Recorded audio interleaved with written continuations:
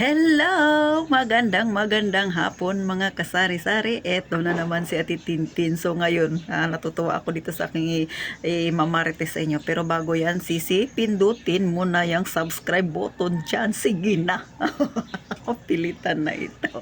So si Ate Tintin, ano ba ang mga pangunahing kailangan ng tindahan na kagaya ng sa akin kaliit?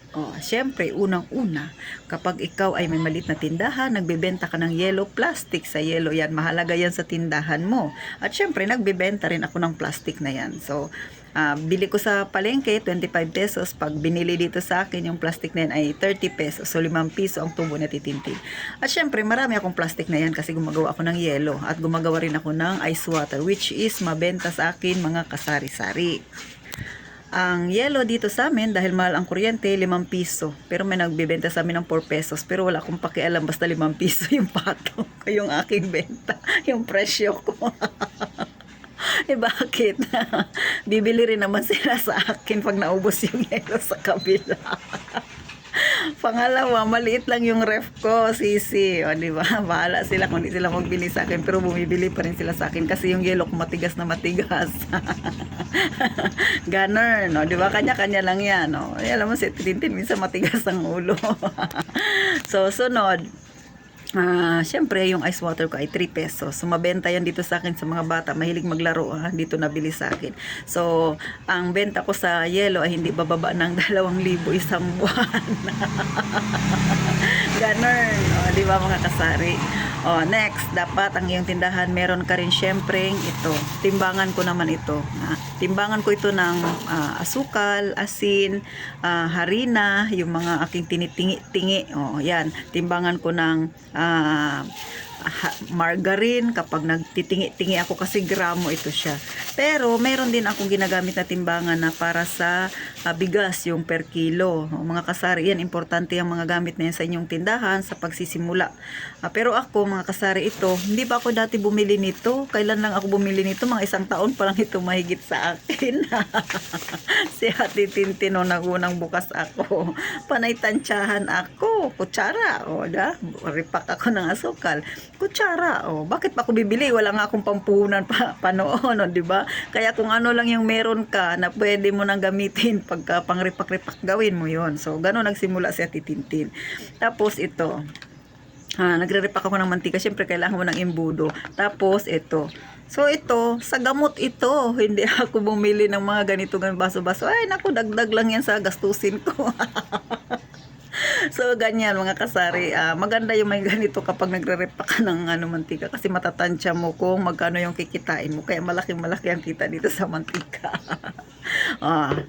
Nakita nyo na si Titintin, mga kasari. Yan ang sinasabing discarding malupit pag ikaw ay may tindahan. Pero syempre, wag naman yung sobrang konti na lang. Hindi na yan sa'yo magbili yung customer mo. Malaki yung kita mo pero maliit yung masyado ng konti yung mantika pag nagripak ka. So dapat tama lang para masaya kayo parehas. Masaya yung tendera kasi malaki yung kinita. Masaya rin si customer kasi medyo marami yung kanyang mantikang binili. So ganon, pasensya nyo na si Titintin na tawa ng tawa, pero gusto ko maging good vibes lang tayo sa bawat minamarites ko sa inyo na mga tips mga kasari.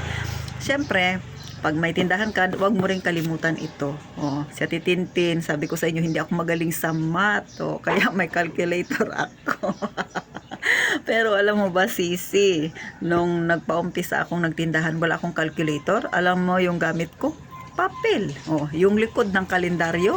Pag marami na siyang binili, doon ako nagpa-plus-plus. Ay, bakit? Wala pa akong pambili ng calculator. Diba? Pag inaalala ko yung mga pinagagawa ko nung unang pagbubukas ko ng tindahan, mga kasari-sari, natutuwa ako. Kasi marami na pala akong lalampasan. Maliliit na bagay yan. Sa pagtitindahan, kailangan lang matyaga ka. Madiskarte ka. Huwag ka mo nang bibili ng mga gamit na hindi naman kailangan ng iyong tindahan pa. Lalo na kung ang tubo mo, yung puhunan mo pala, isang saktong-sakto lang. Saka ka na bumili, sisi, pag medyo nakakaahon-ahon ang tindahan mo. Yun ang pinakamaganda para paunti-unti magpundar ka ng gamit. Pero huwag mong bibiglain. Ang mahalaga kasi na ipunin mo ay yung paninda. Kasi yung paninda, kikita ka doon. Yung mga gamit na bibilin mo, hindi ka kikita. So, ganun lang ang naging technique na Titintin. Meron din ako mga plastic. Ito ay napakita ko na sa mga vlog ko noong nakaraan, yung mga maliliit. Kasi ako ay nagre-repack ng paminta, durog, buo, tsaka bawang. Nire-repack ko rin yan mga kasari. So sa tindahan, patyagaan lang talaga ng pagre-repack. At tsaka i-enjoy mo lang yung ginagawa mo mga kasari. Huwag mong isipin na pag magtindahan ka, magyaman ka kaagad. Walang ganon. Hindi ka kaagad yayaman sa tindahan. Parang hagdanan lang yan. Pa isa-isang hakbang.